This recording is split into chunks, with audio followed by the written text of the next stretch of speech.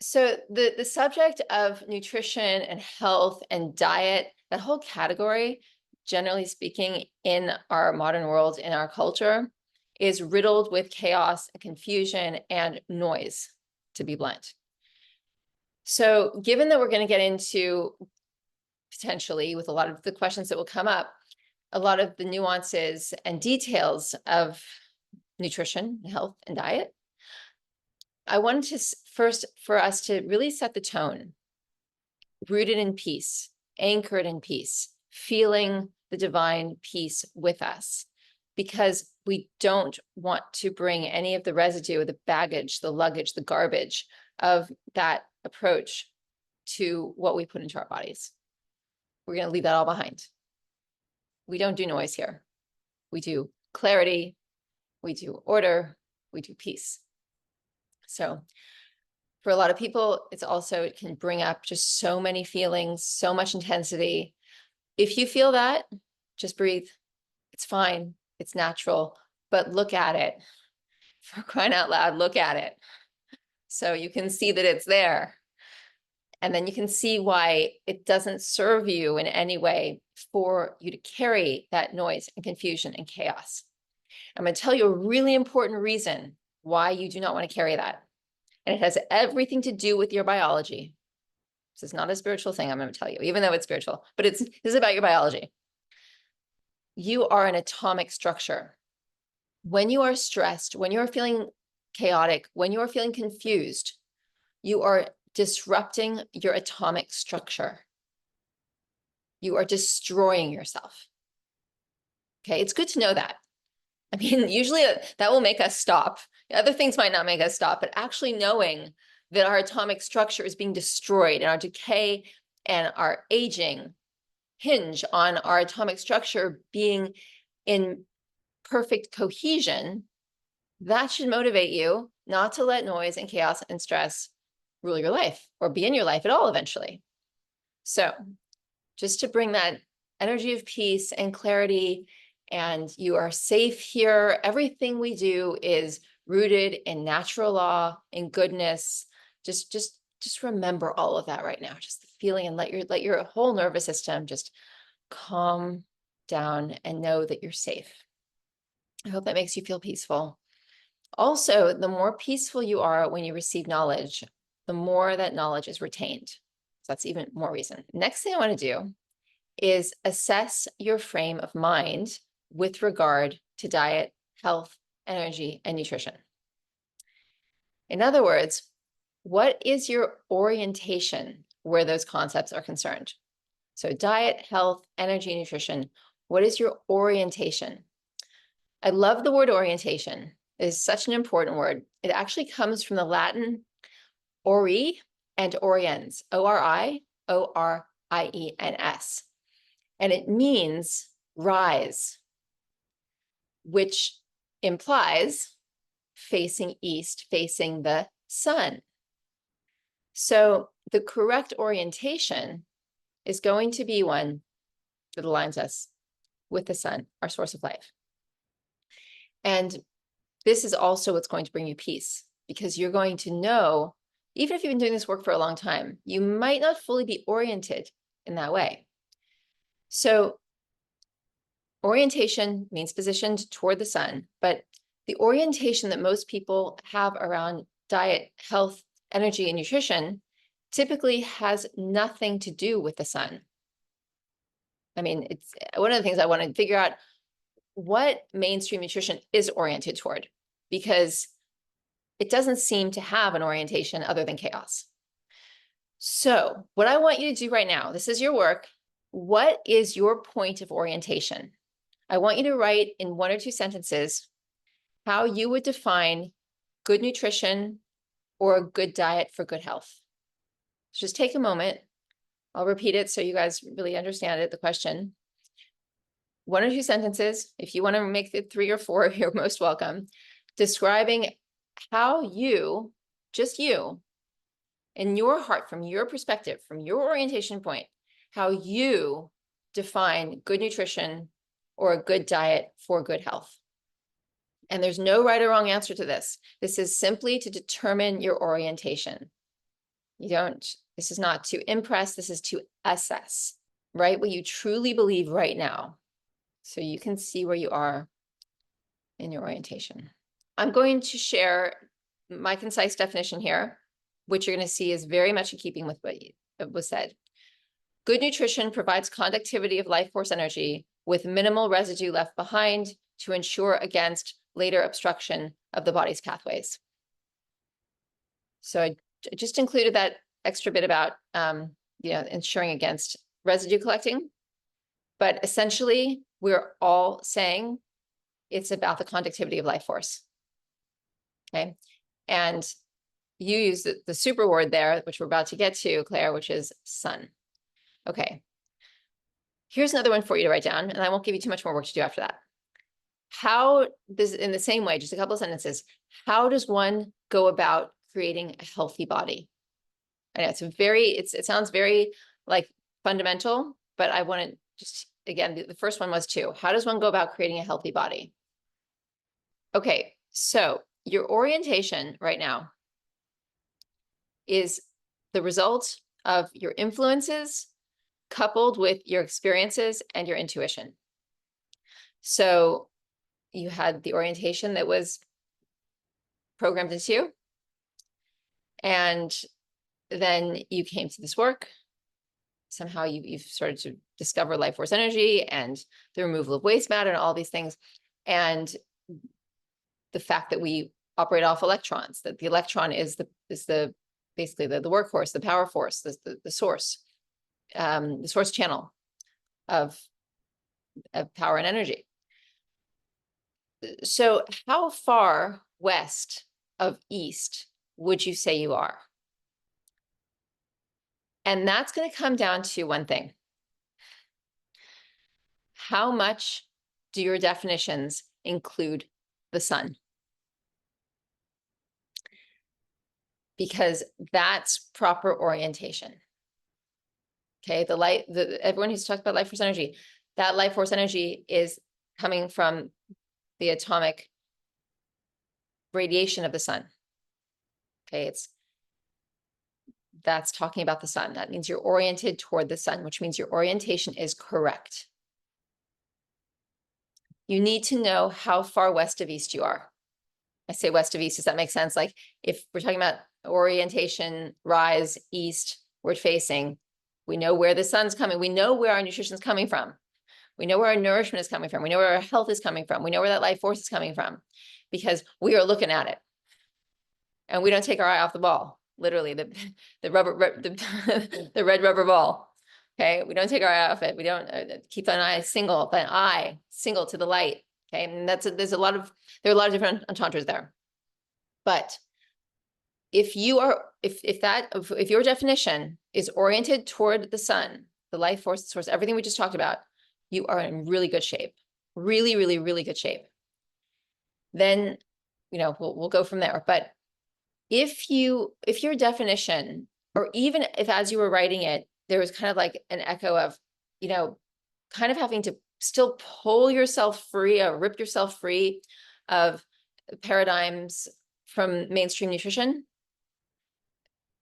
then you'll see there's a little bit of room to orient even more directly. Okay, if you're wrestling with some of those myths around intake, and we're going to look at some of those in a second, but I mean, you know most of them, but anyway, the work we do here to nourish and cleanse the body is directly aligned with the sun. Okay, when our understanding aligns, so when you've got your orientation of understanding in alignment, then your actions can align. Once your actions align, your body will align. And you may have heard me talk about incorruptibility and how, like, people think of that as, it's too big of a concept. It's too far out there, how I'm just too far away from incorruptibility. But that's what the sun is. The sun is incorruptibility, which really means free of rot, not inclined to decay, not inclined to be corrupted. So first we align our understanding, our actions will reflect our understanding, and then the body will align. The body will align to embody the qualities of the sun. Okay, your body is an atomic structure made by the sun's materials. The sun is your biological sustainer, not just your spiritual sustainer, it is your biological sustainer. Food that is not from the sun brings discord to your biological structure. So remember, I think it was about a month or so ago, we were talking about seeing your body made of light. And we said, does this feed the light? Does this take away from the light? This kind of piggybacks on that, which is the light, you can think of it as an atomic structure. So if you actually want to think of the building blocks of your body as this atomic structure, this building, I think we referred to it last week as, you know, what happens when the stress or these things come at us. It actually, what's the word I'm looking for? The impact it makes on the building, the proverbial building, is it shatters the connection within it. It basically prevents it from from maintaining its integrity. So if you couple that, seeing your body as light, and then understanding that light within it, that structure is an atomic structure, then you'll know that light, true light, is what feeds the body, and that which is not from the sun will only bring discord to the biological atomic structure. Destruction to your biological structure is decay and aging. It's symptoms, it's disease. When you know that, it's powerful knowledge. And it should enable you to really let go of the mythology of mainstream nutrition. So how do you restore health to the body? You restore the atomic structure of the body, and then you maintain that atomic structure. And this is all a prelude. We got a lot of questions to answer and everything, but we have to start from the same foundation, because this is really, we're talking about the mechanics of cleansing. This is the core of the dietetics and everything. We just always want to remember our roots, because our roots are going to keep us solid and grounded. Remember, we don't want to get pushed over. This is going to reroot us. So for this perfect atomic structure, we must have a clean body, clean inside, can't just, scrub a dub in the tub. Clean body inside that gets sunshine. Okay, so how do you get a clean body that gets sunshine? I could ask you guys, I know you know the answer to this. I'm just stating it for the record. You alkalinize it and you rinse the grime away. It's soap and water. The alkaline foods, the alkalinity in our green juice, in our leafy greens, the alkaline diet, that is the soap. And then we have to wash, that is the water. That therein is it's the mechanics of cleansing right there. And then you get that body into the sun. But here's the relief for those of you who are not living in the sun and who, may just be thinking about moving into the sun, but you're not there yet, or to a more tropical equatorial climate. If you're not in a position to get direct sunlight in ideal amounts, you will get sun from your sun foods. And you'll get sun more from the sun foods because you've removed the obstruction. So you're actually going to be able to maximize the sun exposure you do have and the sun foods you do get, the sun foods you are eating. So we basically have 4 things in terms of the vision of all of this that we can focus on. And you will be right as rain. You have your green juice, you have your transition diet, colon irrigation, and sun. 1, 2, 3, 4. 1 is green juice, 2 is transition diet, 3 is colon irrigation, and 4 is the sun. And that's not necessarily in order. If we were put it in order, actually, we need a word for that. Like a word that says that, because that is, it's interdependent. It's an interdependent list.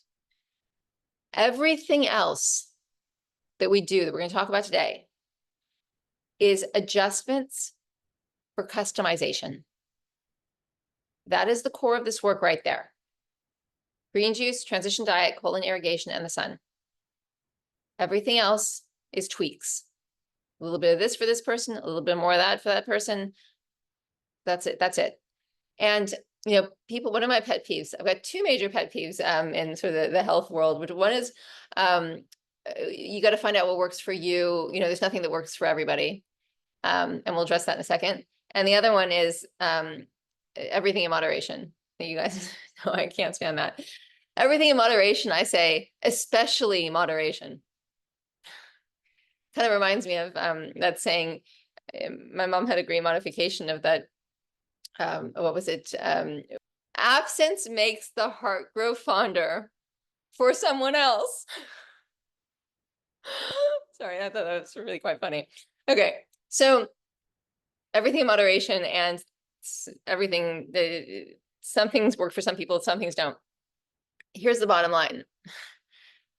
This works for everybody, 100%, because we're dealing with natural law. Natural law can't be defied. You defy natural law, you get sick. It's everybody's different, yes, and we take that into full consideration. But the application of natural law, the application of the mechanics of cleansing, those actual mechanics, the concept is the same for everyone. There's not somebody who is going to somehow heal their body without removing the rot. There's not someone who's going to be able to get the rot out by doing something other than alkaline foods and water, unless they are so atomically spiritualized that they have magic, like these really special powers that we might wind up having. I'm not going to hold, I'm not going to limit us at all. But based on where we are and how we're dealing with the body today, we don't have those laser beams. And maybe they're around, maybe we'll find them tomorrow. But until we do, this works for everyone. It's just the nuances. Okay, so everything we do is in keeping with the support and perfection of our body's atomic design. And I just want to make this last correlation with what mainstream nutrition does and what we're doing, just because I really want you guys to feel clear. Some of you have been with this work for a very long time, others more new to it. So the terms and the concepts that we use, here's how they sound. Life force energy, voltage, lightness, high frequency, fluidity, conductivity, purification, cleansing, currents, potential of hydrogen. We say awaken and release. Okay, those are all very high vibration terms. They're all connected with the sun and movement and flow and fluidity. Okay. Mainstream nutrition, again, I ask you, what are they oriented to? I really would like to know. What do they hinge upon? I'm trying to figure it out. I can't. It's very chaotic. Maybe you can help me, please. But here are the words they use. Calories, fat grams, protein, carbs, fuel, skinny, fat. They say, where we say awaken and release, they say, watch your BMI index and eat less, exercise more. Okay, here's the bottom line question. This is why the reason I'm sharing this with you is because those of you who have not yet fully oriented to the sun, I want to help you now to not spend another minute disoriented. Here's the question for mainstream nutrition. Where does the sun ever come in?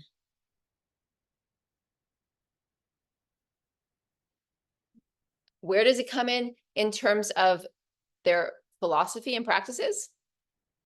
And where does it ever even come into the body? Talk about double entendres. Where does the sun ever come in? It doesn't. So if our whole life is based on the sun and the sun's energy delivering our biological atomic makeup, how do we ever live without that as our focal point? And the degree to which we live without that as our focal point is the degree to which we are on a tangent somewhere else that we don't want to be, that is not going to give us any of those generative energies that are required, not just to to keep us alive, but to enable us to thrive.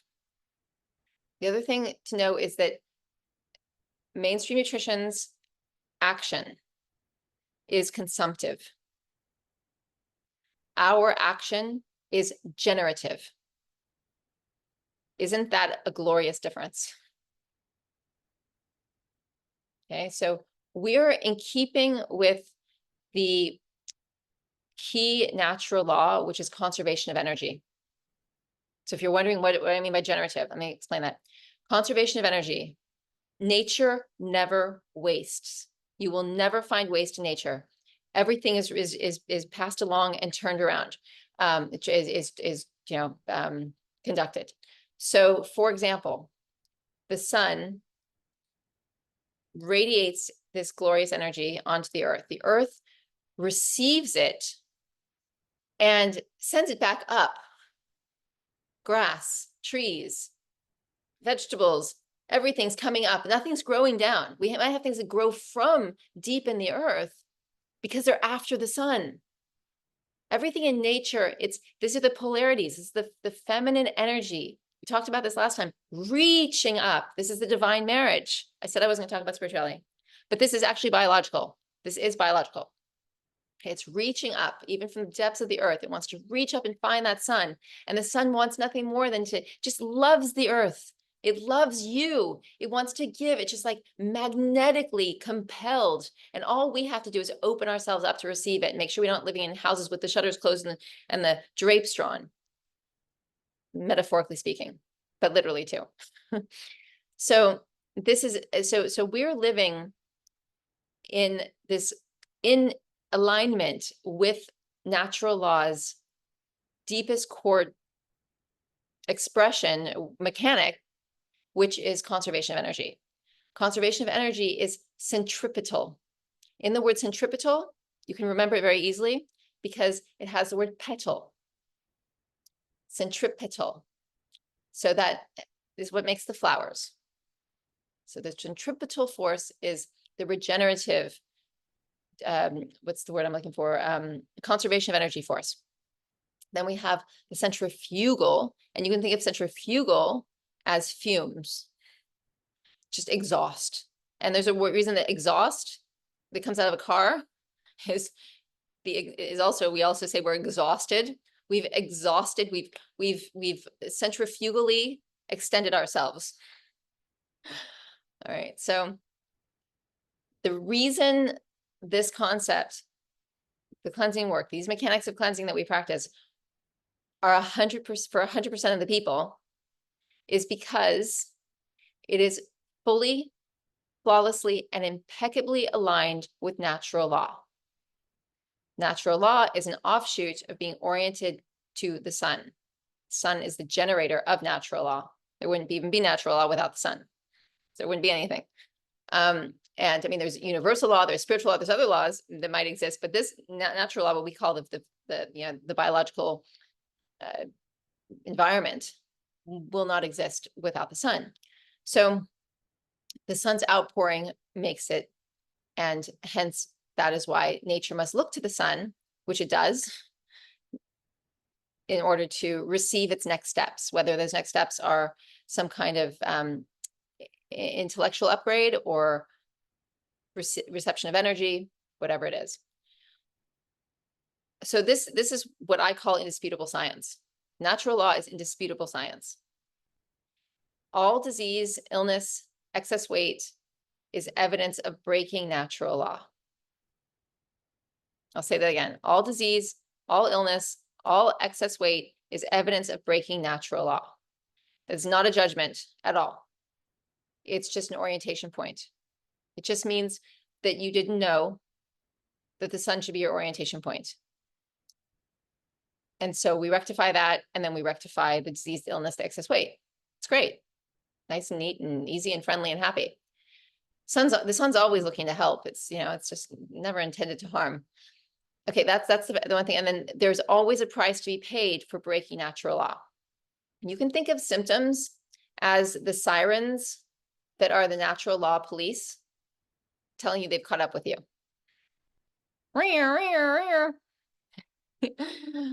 Okay, and they're not gonna, they want to put you in jail. They just want to tell you, they want to give you a warning. I got a warning the other day, actually, for speeding.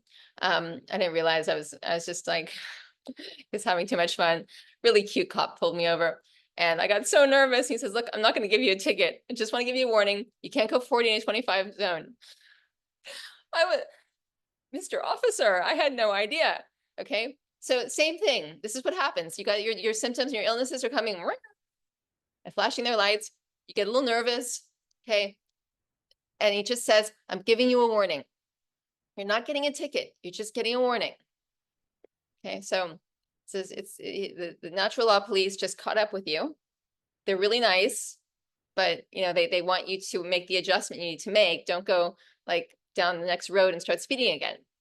Okay, so if not, this word nutrition, I never liked this word nutrition anyway. People say, are you a nutritionist? I'm like, well, I actually I am technically, but I never refer to myself as a nutritionist. Always bothered me. I thought, I think it's because that word newt is like to neuter. It sounds too neutral. It's lacking in power. The neutron has no charge, but for the proton and the energy of the atom, that comes from the electron, which comes from the sun.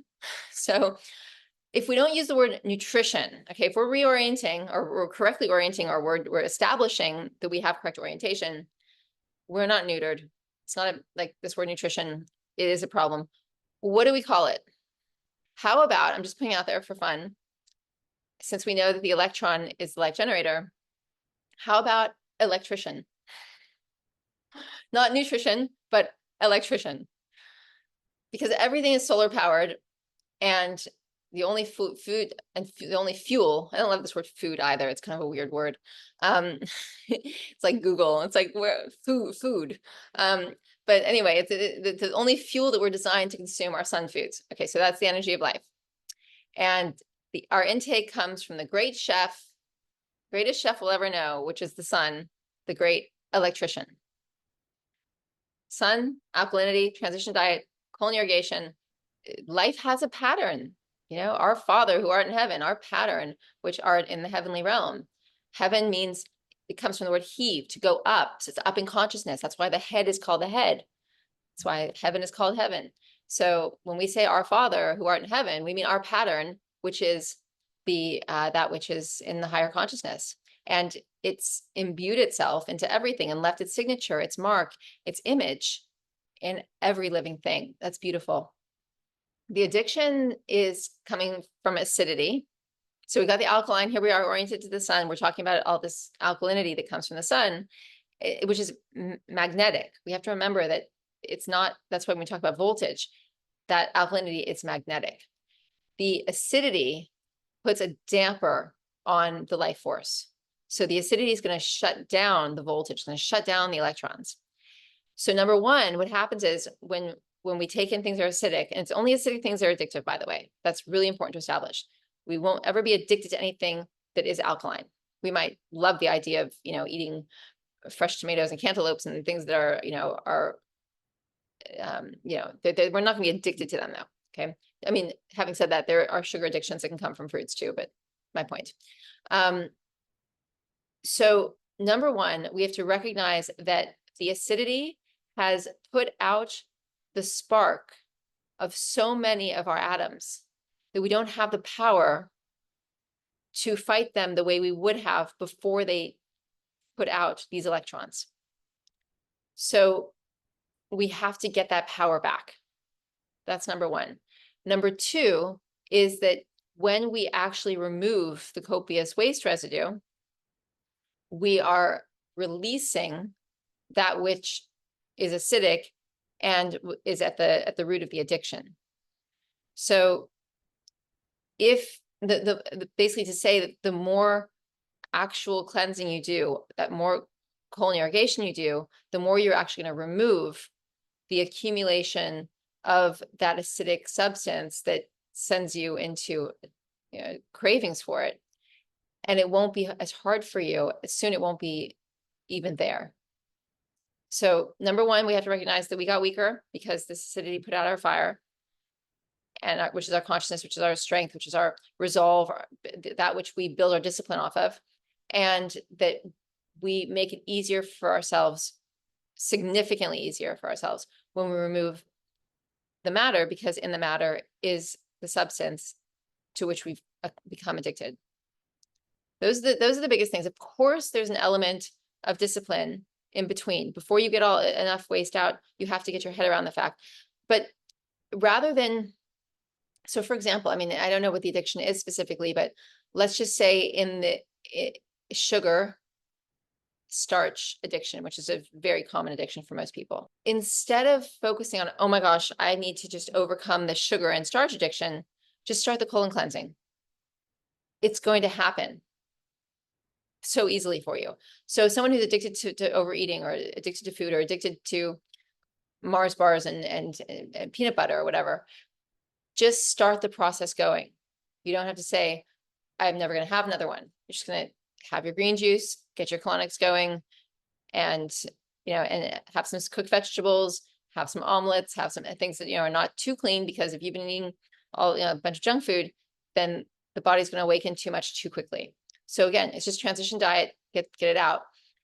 If it's something, I mean, there in some ways, there's more discipline needed for the non-food things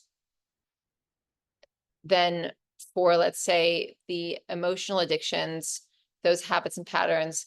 And I would say that anything related to drugs or alcohol, it's kind of in between, because on the one hand, you're going to be getting rid of so much of that acidic residue, and it's going to make it easier for you well, you're detoxing, right? You're detoxing from those toxins having such an effect on you.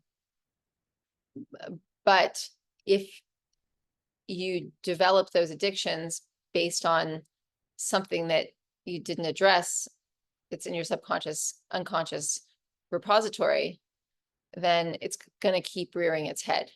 So it really depends on what it is. If it's a food thing, it's pretty easy. And that's why, that's like my first thing I love to tell people is, don't stress. It's not going to be hard. And that's what people find when they do the work, but it takes them, they don't believe it, because it's always their idea of dieting has always been so hard. If you get the waste out and you're removing those addictive substances, it's fine, it's easy. But if you're needing to get to the, and then actually, I should add, the overeating comes from both the addiction in the food substances itself, as well as your subconscious, unconscious issues, your shadow parts, your influences that, you know, you've created coping mechanisms to deal with. So we have to look at all of those things. And we've had lots of discussions around that over the last 18 months. So it really depends on what the addiction is, I guess I would say, but hopefully that helps to create a framework for a whole mix of them. I mean, it can be a shopping addiction, you know, get to the root of, first we have to get to why. If you can find the why, you're halfway there. With the food, is it a food? Is it because of the substance that you are addicted to, or is it because you're trying to fill a hole? You're trying to numb yourself. You're trying, like, find the why. A shopping addiction is a great example. I know I experienced this in my own marriage history. I used to get my dopamine hits from going shopping, because you know, it was like a little way for me to feel happy. Like, I wasn't happy at home. So, you know, but we have to catch these things. If we're on the cleansing journey, we're going to have a mirror, because when the body's so clean and clear, that which is out of alignment becomes very evident. So, you know, so then, you know, what do? You actually take responsibility for it. So I don't have any of that left in me. I took a whole year where I vowed, and actually carried through with it, not to buy a single thing for myself for a year, and basically only household necessities, you know, obviously clothes for the children or whatever, but like, so you have to do that thing that sends the message that you're willing to make that sacrifice, and it will happen. You know, anything that you think you might be too attached to, because that's where the karma comes in. Remember, we talked about how karma is what keeps us stuck. It keeps us stuck in the repetitive cycle of birth and rebirth, death and rebirth, because we are still energetically stuck to something here. Along this journey, as we cross the transition bridge, we cross that transition bridge with a lot of addictions. Like, how many of them do we have? be honest, assess it. Again, we're not here to impress. We want to assess because we want to get somewhere, and we can see what we can leave behind most readily, deal with those first. We'll gain more energy to deal with more difficult ones later. Always be honest with yourself. Never ever lie to yourself. If it's there, look at it. Even if you don't do anything with it immediately, just that honesty, it's good for the soul. That way, if you engage with it, you're doing it from a place of seeing clearly. Well, as far as oils in a dressing, you really want to steer clear of them as much as you can, because oils, you can think about it this way: they're great for machines, but they're not good for human tissue. They slow everything down. A stone pressed extra virgin olive oil in a pinch, so to speak, like if you really need some oil, that will do. Avocado oil, you could do. What you want to do is you want to look for a raw oil, and if you're going to cook with an oil, coconut oil is good oil to cook with. You want something that has the highest possible smoke point. So, you'll have a smoke point where the oil will turn at like 150 degrees versus turning and going rancid at 400 degrees. And I believe it's the coconut oil and the avocado oil that have the highest. There may be a couple of others, but that's what you want to look for, is that if you're going to cook with it, preferably not, rather cook with butter. Coconut oil is fine to cook with though, but we don't want our food to be greasy.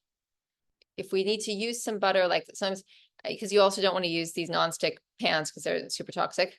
But sometimes you just need a little pat of butter, like if you want to make an omelet or something, or you want to cook some fish. But just using organic butter is the best thing to do. And then and if you like the taste and the smell of the coconut oil, that's fine too. But in terms of salad dressings, to come back to the original question, I would just be really minimal, and I wouldn't use a restaurant oil because restaurants are always thinking about their bottom line. So their oils typically are going to be economically friendly for the restaurant, not biologically friendly for you. And less expensive oils, or let's say cheapened oils, are going to just add insult to injury to the whole idea of putting an oil in the body. There's mutations, the rancidity, and just the fact that they clog the body. And then, if there's another fat in the meal, like if there's cheese in the salad or there's avocado in the salad, you're going to wind up doubling up on fats, which that's something that I think we've touched on. Some of you are live that way, know that you don't want to double up on fats. Maybe for some of you, it's the first time hearing this, but if you have an avocado in your salad, that's your fat. If you have cheese in your salad, that's your fat. Because all a good salad dressing is an acid, a sweet, and a fat. So if you have your avocado or goat cheese or tahini, for example, if you're doing that, and that's your fat, your acid is lemon or lime, and your sweet preferably is stevia, unless you really can't stand stevia and you're using monk fruit or something else. Monk fruit's fine too. But those three ingredients is what balances the palate and makes a tasty salad dressing. So don't double up on fats. Stay away from restaurant oils at all costs. If you're really in a pinch and you have to, just get the best olive oil you can. And at home, you'll have your avocado or your goat cheese or your tahini. There's really no need for the oils. I mean, it's one of those things that harkens back to mainstream nutrition and just cultural norms, which is oils are a feature, and oils in almost everything. I mean, when I got into this work, I was using oils. I was getting away with it because there was all the colon cleansing. So again, we don't have to be so perfect because we're removing copious quantities of waste, but eventually the body gets more sensitized, and it wants you to, it complains when you're not at optimum. It's like its natural laws, siren is just a little bit more, it's just more subtle in a way. It's like, oh, we don't do that anymore. Just don't. We're going here. You wanted to keep me here. The body's always remember, everything's trying to go up in consciousness. So it'll give you little niggles like, you did this once, but don't keep doing it. Like the liquid gold elixir. I did that for years. and I was flying. I mean, I was doing so, so well. And at a certain point, I was like, you know what? This oil just doesn't feel good in the body anymore. You know, I think I'm gonna let it, I can let it go. It got me really far on the bridge though. So if you find that these things are helping you make progress and you're continuing to make progress, you're using cold pressed oils and in salad dressing, maybe you're using a lot less. I mean, what I found too was I was using like 1 to 1, like 1 cup of oil to 1 cup of lemon juice. And I was like, well, why do I need that much oil? Let me then scale back, maybe a 1/4 cup, eventually 1/8 of a cup. You know, so you can play in that territory, especially if you're cooking at home and you're enjoying some of these recipes that have oils in them. And then as long as you're progressing really well, go ahead and enjoy it. But once you hit a point where you're like, you know what, I think my body's asking me to let this go, you'll see what a leap you'll make when you let the oils go. So there's a place for it. It's just, you know, make sure that you're not ignoring what your body's telling you. But in terms of other vinegars, I wouldn't do any other vinegars. I don't even like apple cider vinegar. I think if you're going to use a vinegar, then let it be apple cider. Like if you're determined to make a salad dressing with vinegar in it, that's going to be the least offensive of all of them. But I don't agree that it is an alkaline substance, which is how it was represented and how a lot of people use it and think it's so good for them. And, you know, they drink it as a health concoction in the morning. It's not, it's acidic. It leaves acidic residue in the body. A clean body will detect that apple cider vinegar is acidic. Having said that, it is not going to be nearly as acidic as balsamic or wine vinegars or other things. So, you know, use that if you want to, but I would stay away from the others for sure. I mean, unless you're using a tiny bit of balsamic just to bring out the flavor in something, and then you're having a beautiful salad, or someone's coming to this work new and they want to make a salad taste like it does in a restaurant, or they want to go to a restaurant and have some balsamic dressing on their salad, and they're food combining, which they've never done before. And, you know, maybe they're not eating the steak frite, or you know, there's something, other things they're not doing. They're cleaning up their diet, and now they're going to hold on to the balsamic for a little while because they really like feeling like the salad has that restaurant taste to it. Perfectly fine. Do that until it doesn't work anymore. And it could work for a very long time for someone who's come from like a foodie restaurant food background, or fast food background, or, you know, anything that's less, let's say, sun food based. So the kidneys, as you know, are going to be they're like the repository of all the acidity in the body. They have to filter it all out. So you're just giving your kidneys more work to do if you give it vinegar. That's one thing. But having said that, if you wanted to make a beautiful steamed vegetable dish and you wanted to put some, like a little bit of balsamic reduction sauce on it just to bring the flavor through, yes, it has a little sugar. Yes, it has the balsamic, but, you know, you're eating some beautiful vegetables and you're enjoying your meal. So it's, you know, that trade-off, I think, could be worth it some of the time, you know, depending on how you feel. So the kidneys are processing this, and then you just think about those oils, and the liver's working so hard to get rid of all these poisons from your lifetime as you do all this cleansing. And it's funny because we have such a huge problem of fatty liver in this country, and so much liver disease. And yet, why is the correlation not made between touting the use of oils and everything and the fact that the livers are suffering?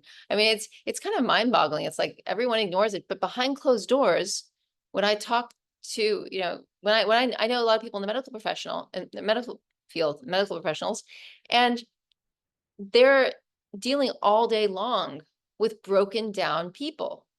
We don't see them. They're in clinics, they're in hospitals, but these hospitals and clinics, these like institutions, these warehouses of medical treatment are brimming with broken people. I mean, it's when you think about it, it's like, so we're all living our own lives, doing our thing. We have no idea how many people are suffering. I mean, we have an idea, but unless you stop to think, wait, why are we still using all these oils and sugars and starches and animal products? Maybe it's okay because everybody's doing all right, because you're seeing the people walking around and looking like they're managing all right. But in actuality, there's so many, like, most bodies are broken down bodies. And you probably see that too as you move through life. But what I would suggest is have in your cabinet, in your pantry, some things that the things that you use to kind of elevate the palate when you want to. For family, for entertaining, sometimes for yourself. Have those things, because if you want to pepper the meal with something like, for example, you want to make the maple glazed salmon sauce, and you want to have that the toasted sesame oil to put in there. Now, that's an oil and it's toasted. You might think, well, no bueno. Well, actually, in the bigger context, you might, that tiny bit, like you're using like the tiniest drizzle, you're just introducing that toasted sesame oil to the sauce, that sort of teriyaki style sauce. It makes that sauce unbelievably delicious. It just takes it from being, it's good to great, or it's like great to ridiculously awesome. Just for that little touch. Okay, so who cares? Enjoy it. By all means, do it. Entertain with it. You know, maybe you want to put that, maybe you don't eat fish anymore. Maybe you eat it seldomly or less frequently than before.